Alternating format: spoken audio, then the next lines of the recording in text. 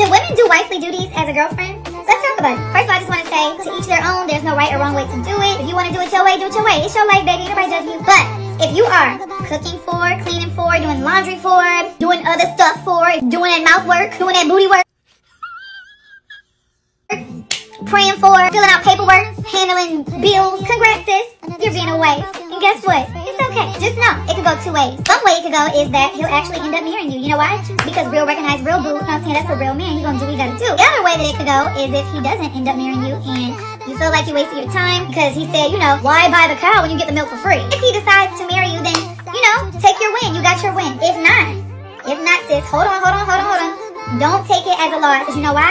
You've just learned how to be the best wife you can to your actual husband who's coming next. You dig what I'm saying? You dig that? You dig that? Yeah. Of course, it's a lot more to it, but you know, what's your thoughts? Let me know in the comments below. Those people up there mean the world to me, Mo. That girl, that kid mean the world to me, Mo.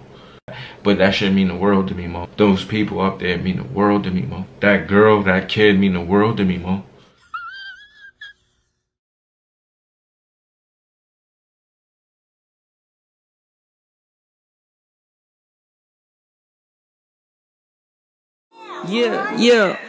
Look, jump in the pool, a bitch with you.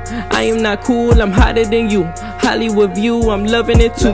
Pull out a gun, it's faker than you. There, lesson number 3 for 2022 is be there for yourself first before you're there for anybody else. Because I feel like this year, you know, you learn a lot about yourself and people around you in bad times. And I feel as though I realized this year through going through bad times that I had a lot of people in my life who could ask me for anything, but I couldn't ask them for nothing. Or like we just it wasn't an even, the relationship just wasn't even.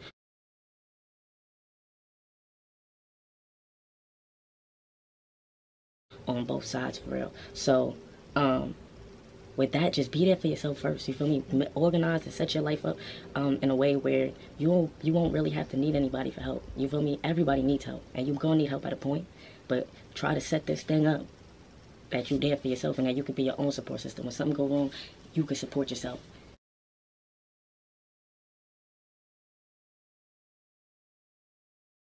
And that's key. And the only way that you're going to be able to always support yourself in them dark times is by putting yourself first. You feel me? You got to put yourself first. Everybody else does it. You feel me? And if you're a person like me, you think your turn is going to come. You feel me? Your turn going to come by just being loyal and being real and trying to help other people. But no, help yourself. Take that. Get rid of that bad trait. Delete it. You feel me? Unless you're a mother or father and you got a kid that you got to put first, you shouldn't be putting nobody else but them picnic first. All right? For real. Money is lesson number 4. What I learned is money is very important, but do not put money on a pedestal. This is why, and this is a deep one, because money was necessary for me to get out of jail every time. Lawyers when I needed a lawyer, my rent, my car note. Money is very necessary, but if you allow money and you put money on a pedestal, then you start to judge people off of how much money they got, and that's not the true value of it. But how we forget.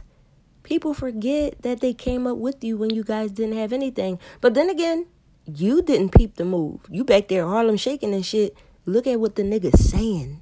Make this money. Take this money. Ain't no way you could take this from me. He just happened to choose that song, right? I'm not going to treat a person differently because they rich than a person that's broke, because we all just people at the end of the day. Whoa, wait a minute. Wait a minute, Patty. Listen, did you not watch the Bear do that same shit to Leslie for Queen? Were you not right there being his cheerleader? Like, your hands ain't clean, boy. Don't try to, put all the blame on the other side, because you was riding too, getting, even if people call it crumbs at times, but you still was riding. Like, let's be real. You seen what he did to Leslie for Queen. That's picking a rich person over someone who doesn't have it like that, right? Oh, but I forgot. He said she wasn't rich and she didn't have anything and she was poor when she came to him, and she was this wet little kitten that was stuck under a car tire and he helped her and saved her life. Boy, bye. Seriously. We saw it all play out. So all I'm saying is, Patty, you shouldn't be too shocked. You know what I'm saying? Like, that's just the type of person he is. Now you want to go tell the story about what happened with Lee? Things that's most important is core values. And if you put too much wholeness in money, if you only respect a nigga with a chain and a car you want and the money that you want in your pocket or the type of crib or lifestyle, if those are the only people you have respect for, and you put too much on that money and that respect, it's like you treat other people like nothing. You feel me? You have respect for people with it, and you don't have respect for people. It's a double-edged sword. And it's like, my family ain't rich. You know what I'm saying? My family ain't rich. So the nerve of me to think I would sit here and think that some nigga with some shit that I don't got is better than my grandmother. You get what I'm saying? Like, when you really think about it in core, it's like, money is important. It's a tool that we all need. But, like, what comes down to is character, love, respect, values, how you treat your mother, nigga, how you treat your grandmother, how you treat your aunts. When it comes down to it, that's all the most important things in life more than anybody. Like, are you a good person? You feel me? You could be if you respect a nigga with money, you could be respecting the devil. You feel me? If God was broke and the devil was rich, would you side with the devil? Real shit. Patty, I feel you. I completely hear everything you're saying. And kinda lets me know your position right now, like the situation you're in. Those people, a lot of people, majority of the people do sign with the devil. The millionaires that you see, I'm gonna say allegedly, but of course we see them do it publicly most of the time, you know. So if you're really not with that game, then of course I see you have to take your own lane, your own path, which is very doable as long as you make smart moves. And it's a lot of things that play into making sure you got your masters, making sure you own them, and blah blah blah. You know, I'm sure you done research on that, but yeah, I'm not surprised by what's going on at all. I'm not shocked. I'm not surprised. We seen it a long time ago. Everybody used to write in my comments how Patty needs to separate from them. He'll do better by himself, and they're not helping him, and all they care about is themselves. I know you've seen all them type of comments like that or whatever. And when is he going to wake up? And everybody thought that you was going to expose everybody's business once you finally separated yourself. But I knew that you had some sort of, like, a certain type of character where you wouldn't go spilling people's dirty laundry out into the street, you know, unless they probably would really have to push your hand for something like that.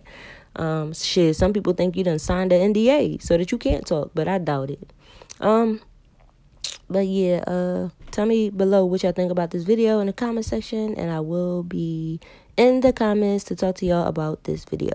Thanks for watching, and thanks for subscribing.